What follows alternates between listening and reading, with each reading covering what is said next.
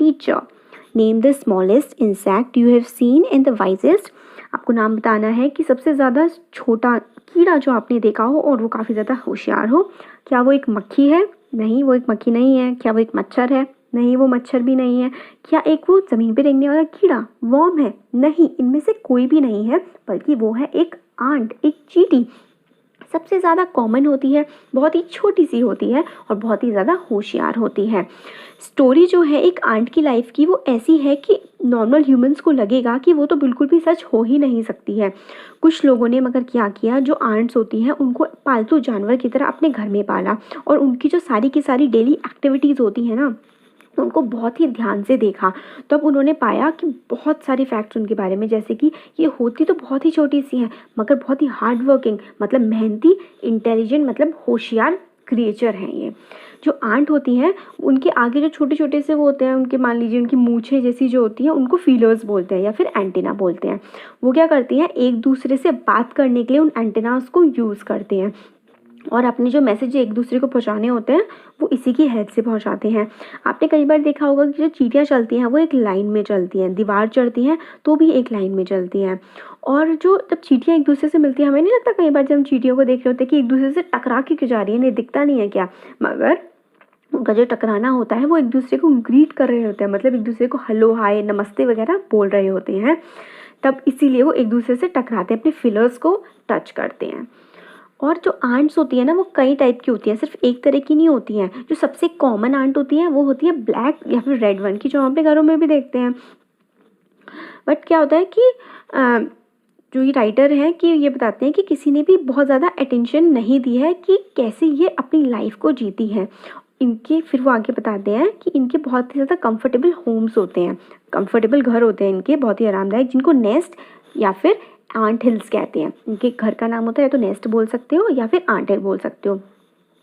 हर जो नेस्ट या फिर आंट हिल होता है उसमें बहुत ही सारे छोटे छोटे रूम्स होते हैं और रास्ते, पैसेजेस मतलब रास्ते होते हैं, जिसमें ये क्या होता है, जो क्वीन आंट होती है वो अंडे देती है और अदर जो दूसरी आंट्स होती हैं, मतलब क्या होती है, नर्सरीज होती हैं इसमें, इनके घर में। एक तो क्वीन आंट होती है जिसमें रहती है, नर्सरी होती हैं जिसमें छोटे छोटे बच्चों को रखा जाता है। इनके जो यंग वंस होते हैं, छोटे जो बच्चे होते हैं आंट्स के, उनको ग्रब्स बोलते हैं।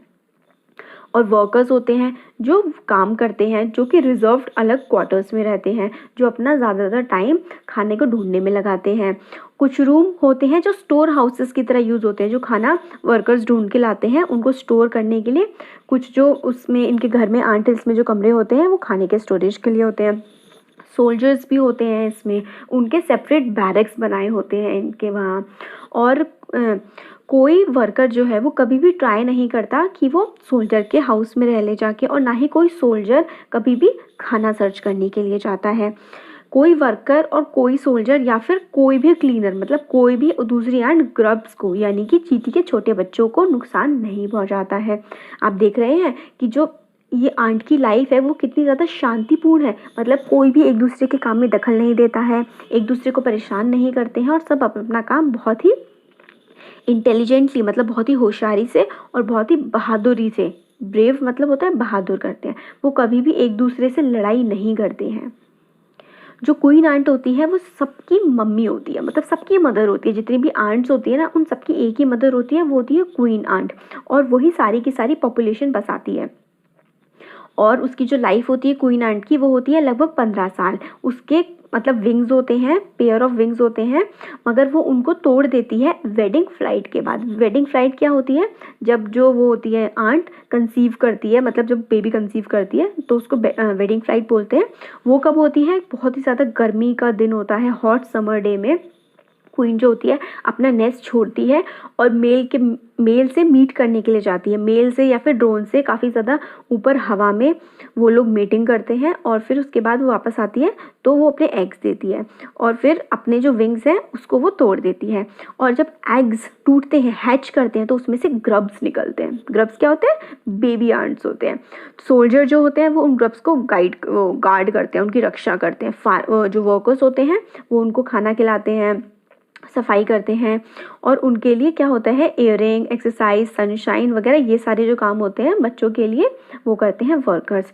तो 2 या फिर 3 वीक्स के बाद जो ग्रब होता है वो कुकून बन जाता है और क्या होता है और रहता है बिना खाने के और बिना किसी भी एक्टिविटी के, बिना हिले डुले, ना ही खाने की ज़रूरत होती है ना ही कोई एक्टिविटी भी नहीं करता है 3 हफ्तों तक। फिर क्या होता है, कुकून भी ब्रेक हो जाता है और जो परफेक्ट आंट आ जाती है। तो पहले क्या होता है, ग्रब के 2-3 हफ्ते बाद क्या बनता है, कुकून, और कुकून के 2-3 हफ्ते बाद पूरी की पूरी एक आंट डेवलप हो जाती है। अब जब पैदा हो गई वो, तो फिर उसकी टीचिंग और ट्रेनिंग का टाइम आता है। तो जो नई जो आंट आती हैं उनकी जो अलग अलग ड्यूटी सबको बांट दी जाती है। ओल्ड आंट जो वर्कर्स, सोल्जर, बिल्डर्स और क्लीनर्स होते हैं, उनके जो काम होते हैं अब नई नई आंट्स को दे दिए जाते हैं। कुछ हफ्तों बाद जब ट्रेनिंग कंप्लीट हो जाती है तो जो स्मॉल आंट्स होती हैं वो बड़ी, जो बाहर की बड़ी दुनिया है उसमें जाने के लिए रेडी हो जाती हैं।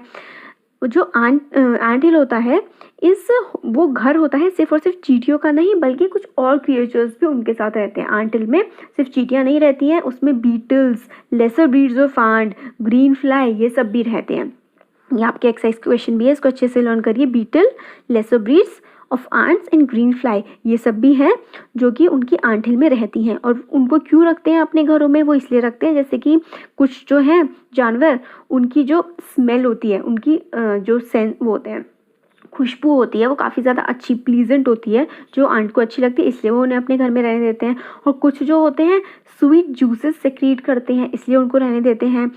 और जैसे कि और कुछ, जैसे हम लोग कैट या फिर डॉग को रखते हैं अपना पेट, ऐसे ही कुछ पेट्स होते हैं आंट्स के भी, इसलिए वो उन लोगों को रहने देते हैं। जो ग्रीन फ्लाई होती है वो आंट की काव होती है, जैसे कि हम लोग को काव से मिल्क मिलता है, ऐसे ही जो ग्रीन फ्लाई से आंट्स को हनी ड्यू जैसी एक चीज़ मिलती है जो आंट का मिल्क होता है। जब आंट एंटीना से उसको टच करती है तब उसको वो मिल्क मिल जाता है, किससे, ग्रीन फ्लाई से। फिर अब हमसे पूछा जाता है, जो राइटर हैं वो हमसे पूछते हैं कि जो ह्यूमंस हैं क्या कोई लेसन सीख सकते हैं आंट से। वो कहते हैं हाँ बिल्कुल, हम उनसे बहुत कुछ सीख सकते हैं। जैसे कि ये जो टाइनी टीचर्स हैं, राइटर ने आंट्स को टाइनी टीचर कहा है, मतलब ये छोटे छोटे से टीचर्स हैं जो हमें बहुत कुछ सिखा सकते हैं। क्या क्या सिखा सकते हैं, हार्ड वर्क, वो सारे लोग कितनी मेहनत से अपना काम करते हैं। Sense of duty and discipline, मतलब हर किसी के काम डिवाइडेड है और हर कोई अपना काम करता है। Cleanliness, care for young ones, and above all a firm loyalty to the land where they live. और लॉयल्टी मतलब बिल्कुल लॉयल होना किसी के लिए, मतलब होता है उसके निष्ठ होना, उसके लिए कोई काम अच्छे से करना, और किसी मतलब चिड़न और ये सब चीज़ें नहीं होती है। लॉयल वो होता है जो अच्छे से रहे साथ में मिलके, इस टाइप से हम समझ सकते हैं कि लॉयल्टी क्या होती है। तो वो हम लोग आंट से सीख सकते हैं कि लॉयल्टी क्या होती है उस जगह के लिए जहाँ पर आप रहते हैं।